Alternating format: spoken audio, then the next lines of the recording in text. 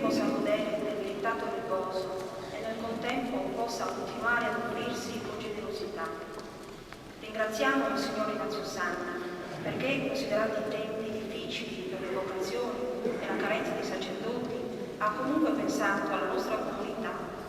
E l'arrivo di Don Antonello rappresenta la testimonianza del suo impegno e della sua preoccupazione per garantire guide e pastori alle nostre comunità parrocchiali.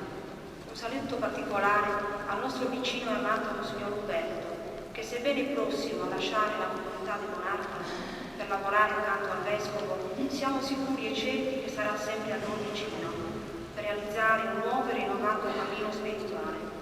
Caro Don Antonello, la nostra comunità ha antiche e profonde tradizioni di fede cristiana, ma i tempi moderni, le mode, quello che ultimamente va sotto il nome di globalizzazione, forse hanno globalizzato anche noi, i nostri valori, la nostra fede.